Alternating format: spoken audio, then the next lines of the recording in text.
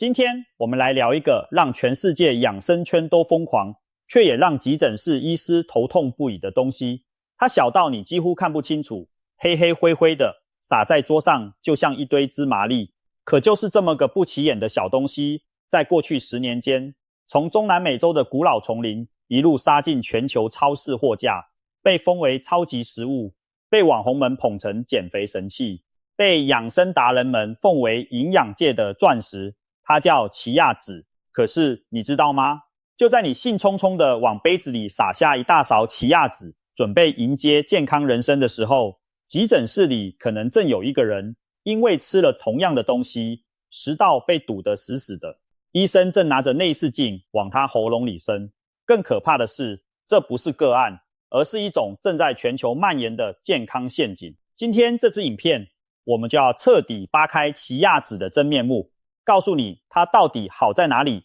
坏在哪里，哪些人碰都不能碰，以及 90% 的人到底错在了哪一步。先别急逐关掉，因为接下来的内容可能会颠覆你对这颗小种子的全部认知。我们先回到故事的起点，奇亚籽这个名字听起来很洋气，但它的历史比你想象的古老得多。细亚这个词来自古玛雅语，意思是力量。没错，在距今超过5000年前，也就是大约西元前3500年，中美洲的阿兹特克人和玛雅人就已经在吃这个东西了。而且他们可不是拿来撒在燕麦片上拍照发社群媒体的，他们是真正拿它当主食在吃。想象一下那个场景，阿兹特克帝国的战士们准备出征，他们不带干粮，不带肉干，腰间挂的是一小袋奇亚籽。据说只要吃上一把奇亚籽，再灌一大口水，这些战士就能在丛林里奔跑一整天，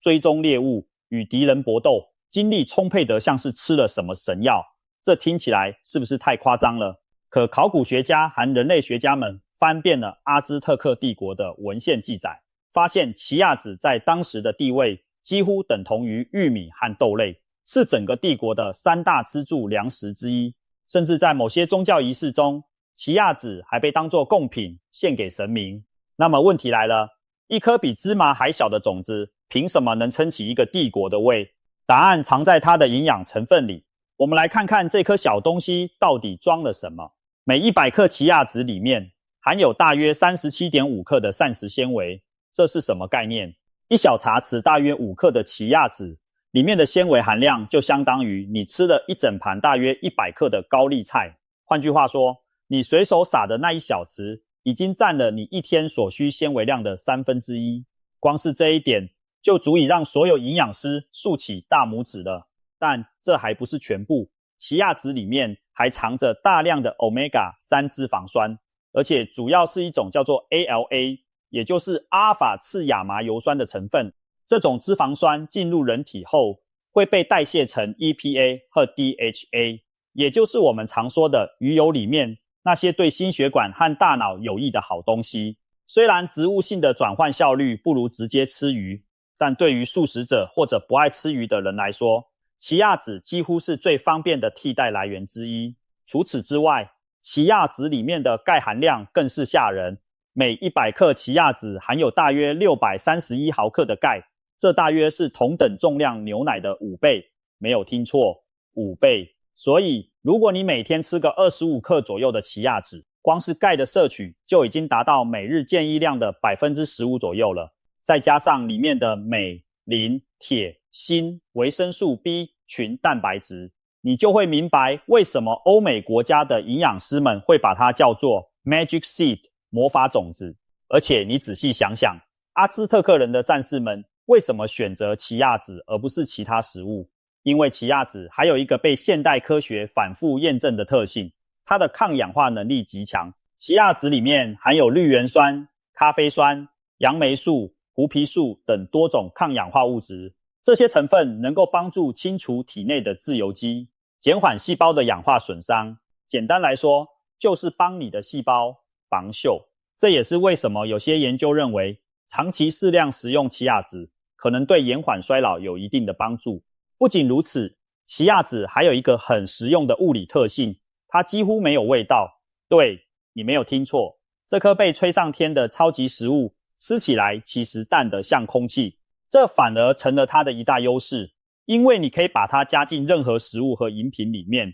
完全不会影响原本的味道，加进果汁里不会变味，拌进沙拉里不会抢味，甚至撒在炒饭上面你都吃不出来。这种百搭的特性让它成为了最容易融入日常饮食的营养补充品之一。但正是因为它太容易吃，太方便加，很多人反而失去了对它的警惕心，觉得反正是好东西，多吃点没关系吧，结果一不小心就吃过量了，或者吃法完全错误。这就像一把双刃剑，越是容易取得的东西，人们越不会珍惜，也越不会谨慎。听到这里，你是不是已经准备下单买10包了？先等等，因为接下来要讲的才是今天的重头戏。奇亚籽有一个非常特殊的物理特性，这个特性既是它最大的优势，也是它最致命的陷阱，那就是它超级会吸水。一颗干燥的奇亚籽丢进水里，短短几分钟之内，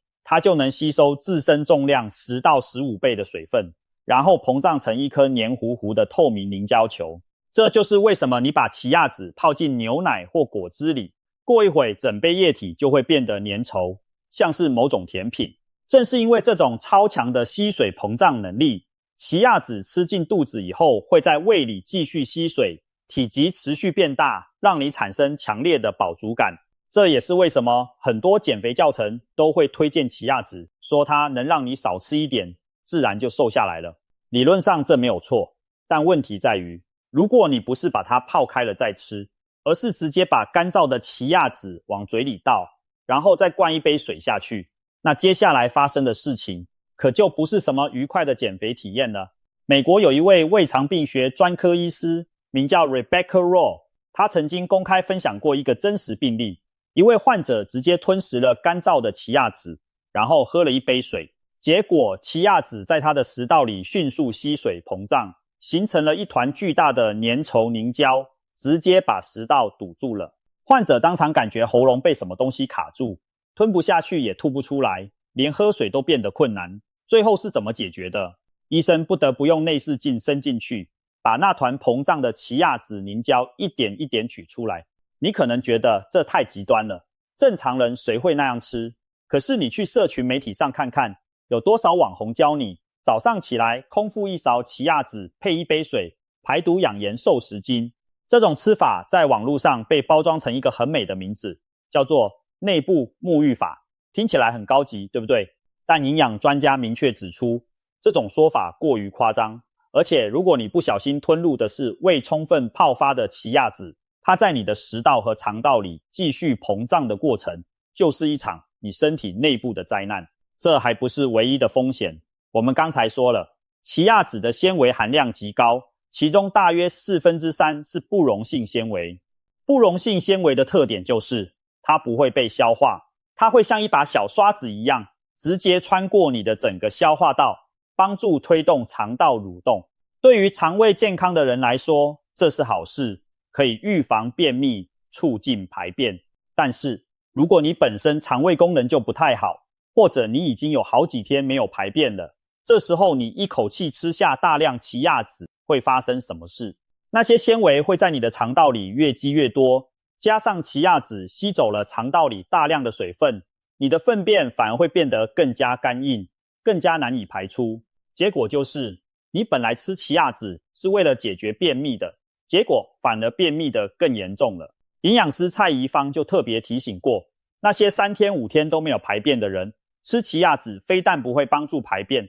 反而会让大便卡在肠道里出不来，严重的情况甚至可能导致肠道阻塞。肠道阻塞是什么概念？这可不是闹着玩的。肠道一旦阻塞，轻则剧烈腹痛、呕吐、腹胀，重则肠道缺血坏死，需要紧急手术。每年因为肠道阻塞被送进急诊室的病例数不胜数，而其中有一部分就是因为不当食用高纤维食物造成的。特别是患有炎症性肠病的人，肠道本身就已经处于发炎和脆弱的状态，这时候如果再大量摄入不溶性纤维，就像是往一条已经堵塞的水管里再塞进更多杂物，后果不堪设想。这里我必须多说一点，因为很多人对纤维这个概念有一个巨大的误解。大家都知道纤维是好东西，能促进肠胃蠕动，能预防便秘，能降低胆固醇，这些都没有错。但是纤维分成两种，水溶性纤维和不溶性纤维，它们在身体里的作用是完全不同的。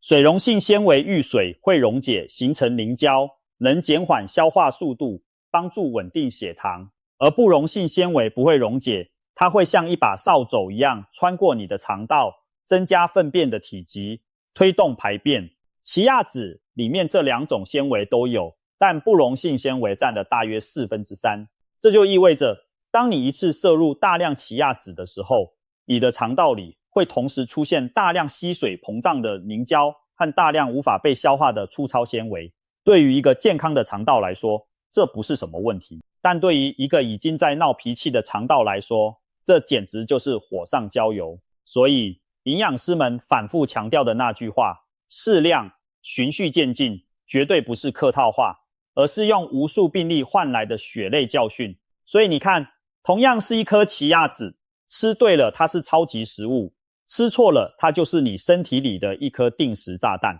那么到底怎么吃才对？别急，我们稍后会详细讲。现在我们先来聊另一个更重要的问题，到底哪些人根本就不应该碰奇亚籽？医师和营养师们经过大量临床观察和研究，明确列出了4类人。这4类人吃奇亚籽不是好不好的问题，而是可能会出大事的问题。第一类，肠胃消化功能不佳的人，这包括经常胀气的人，有肠燥症的人，有炎症性肠病的人，以及吞咽功能有障碍的人。我们前面已经解释过了，奇亚籽的纤维含量极高，而且大部分是不溶性纤维，进入肠道后不会被分解。对于肠胃健康的人来说，这些纤维是清道夫，但对于肠胃本身就有问题的人来说，这些纤维就是添乱的。你的肠道本来就在发炎，本来蠕动功能就不正常，现在又塞进去一堆无法消化的纤维，再加上奇亚籽疯狂吸水，导致肠道更加干燥，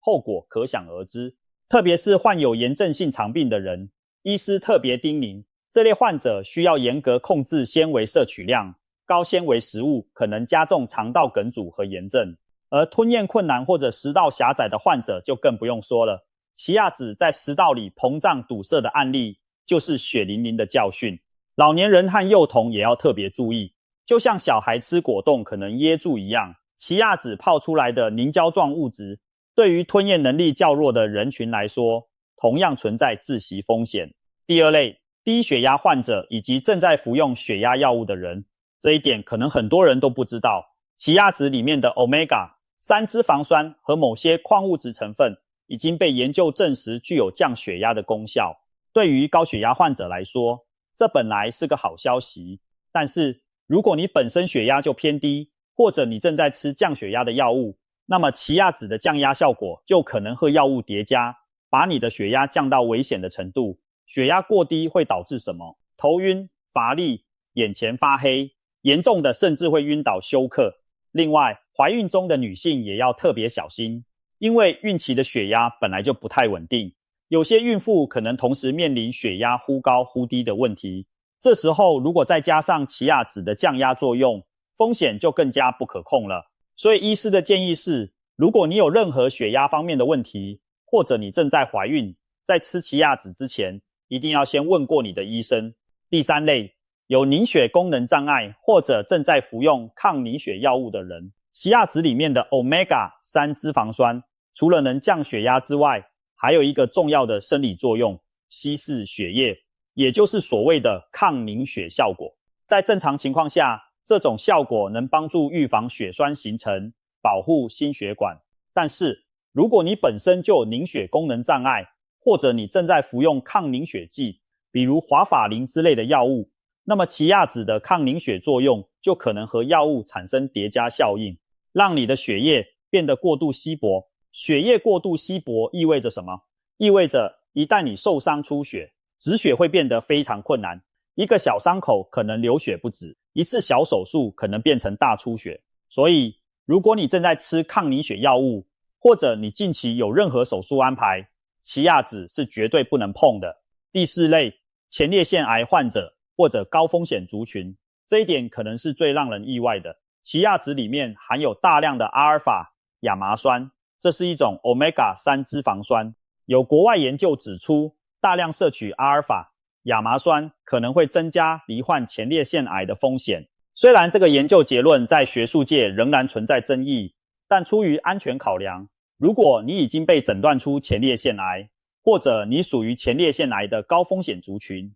医师建议你最好避免大量食用奇亚籽。除了以上4类人之外，还有一个容易被忽略的族群，对芝麻、薄荷或芥菜籽过敏的人。因为奇亚籽是鼠尾草科的植物种子，和芝麻、薄荷等植物属于同一个大家族。如果你曾经对这些食物产生过敏反应，比如皮肤发痒、红肿、呼吸困难，那么你对奇亚籽过敏的几率也会比一般人高出许多。另外，奇亚籽的钾含量也很高，所以肾脏功能有问题的人也要特别谨慎。好，讲完了谁不能吃，我们现在来讲最实用的部分，那些可以吃奇亚籽的人到底应该怎么吃才对。首先，最重要的一条铁律，请所有人刻在脑子里，永远不要直接吞食干燥的奇亚籽，这是所有医师和营养师反复强调的第一条禁令。干燥的奇亚籽进入你的身体后，会像一块海绵一样疯狂吸水，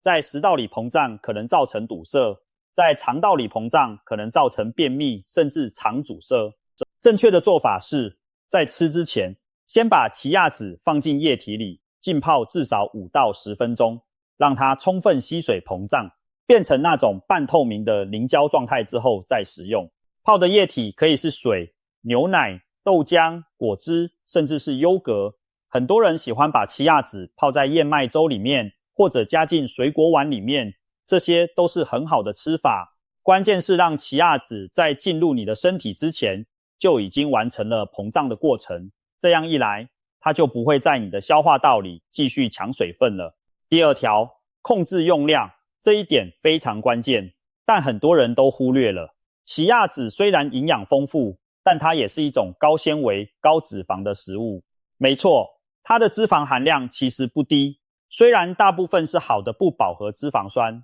但脂肪就是脂肪，吃多了照样会让你摄取过多的热量。营养师的一般建议是，每天大约吃20到25克就够了，差不多是1到 1.5 汤匙的量。超过这个量，你的肠胃可能就要开始抗议了。第3条，喝足够的水。我们反复强调，奇亚籽的核心特性就是超强的吸水能力，它在你的肠道里会不断吸收水分。如果你吃了奇亚籽却没有喝足够的水，那么你的肠道就会变得缺水，粪便会变得干硬，便秘的风险就会大幅增加。所以吃奇亚籽的日子，请刻意多喝几杯水，让你的肠道有足够的水分来配合纤维的工作。第4条，循序渐进。如果你以前从来没有吃过奇亚籽，千万不要第一天就来一大勺，因为你的肠道菌群需要时间来适应突然增加的大量纤维。建议从少量开始，比如每天半茶匙，吃个几天，观察一下自己的身体反应。如果没有胀气、腹痛等不适，再慢慢增加到正常用量。营养师特别提醒，那些平时吃东西就容易胀气的人，肠道里的坏菌可能偏多，比较容易产气。这类人在尝试奇亚籽的时候，更需要小心翼翼，从最少量开始。第5条，不要把奇亚籽当成万能药。社群媒体上关于奇亚籽的各种神话，什么排毒、美白、抗老化、逆转糖尿病、治疗癌症，这些说法要不是缺乏充分的科学证据，就是严重夸大了实际效果。事实上，有研究在2014年发现，与安慰剂相比，奇亚籽对于减轻体重并没有显著的影响。也就是说，光靠吃奇亚籽就能瘦下来的想法本身就不太靠谱。奇亚籽的饱足感确实能帮你少吃一点，但如果你的整体饮食结构和运动习惯不改变，光指望一颗种子就能拯救你的体重，那是在做梦。同样的道理，奇亚籽里面的 Omega-3 主要是 ALA 型的，它需要在人体内转换成 EPA 和 DHA 才能被充分利用，但这个转换效率其实相当有限。家医科医师李思贤就明确指出，奇亚籽里面的 Omega-3 无法完全取代鱼类中直接提供的 EPA 和 DHA。所以如果你吃奇亚籽是为了补充 Omega-3 来保护心血管和大脑，那你最好不要完全依赖奇亚籽，鱼类或者藻油等其他来源仍然是更高效的选择。讲到这里，我想你应该已经对奇亚籽有了一个比较全面的认识了。但我还想再多说一些关于奇亚籽在现实生活中的一些常见吃法和搭配，以及一些你可能没有想到的冷知识。首先，很多人会问，奇亚籽泡水之后那层黏糊糊的透明胶质到底是什么？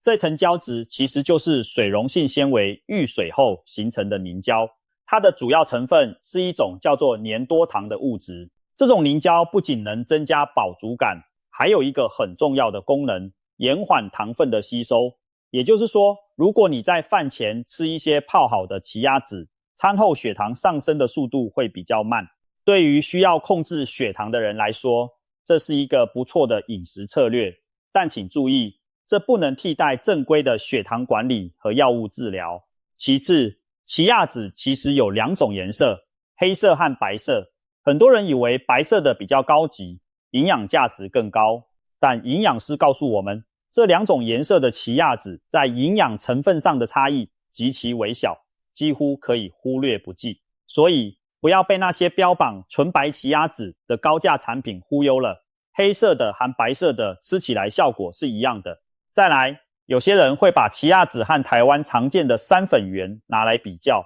确实这2者在外观和特性上有些相似，都是小小的种子，泡水后都会膨胀产生粘稠的凝胶。但营养师指出，它们的营养组成还是有差异的。奇亚籽的脂肪比例较高，尤其是 Omega-3 脂肪酸，这是山粉圆所不具备的优势。但山粉圆的淀粉和膳食纤维含量也不差，15克山粉圆就含有大约 8.7 克的膳食纤维。所以如果你买不到奇亚籽，或者觉得奇亚籽太贵，山粉圆其实也是一个不错的本土替代选择。另外一个很多人关心的问题是，奇亚籽需不需要磨碎了再吃？像亚麻籽这种种子，如果不磨碎，外壳太硬，营养成分很难被人体吸收。但奇亚籽不一样，它的外壳比亚麻籽薄得多，所以即使整颗吃下去，消化液也能渗透进去，把里面的营养成分释放出来。当然，如果你把它磨碎了，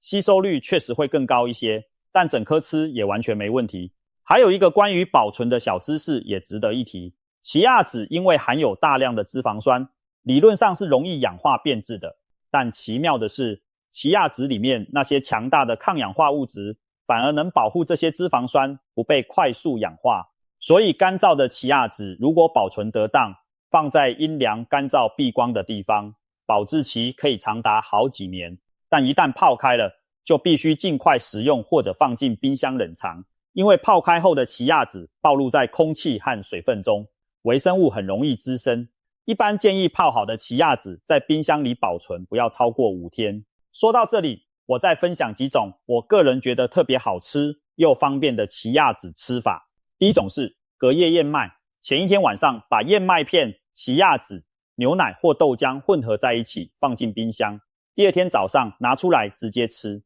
经过1整夜的浸泡，奇亚籽已经完全膨胀，燕麦也软化了，口感绵密滑顺，再加点水果和坚果，就是一顿营养满分的早餐。第2种是加进果昔里面，把你喜欢的水果、牛奶、一点蜂蜜和1小匙奇亚籽一起丢进果汁机打匀，出来的果昔会特别浓郁，而且饱足感超强。第3种更简单，就是撒在优格上面，等个5到10分钟，让它吸水膨胀，然后搅拌均匀就可以吃了。这3种吃法都遵守了先泡后吃的原则，既美味又安全。最后我想聊一个比较严肃的话题，奇亚籽的健康光环背后的商业推手。你有没有想过，为什么奇亚籽会在短短10几年间，从一个默默无闻的中美洲植物种子，变成全球最火的超级食物之一？除了它本身确实有一些营养优势之外，背后更大的推手是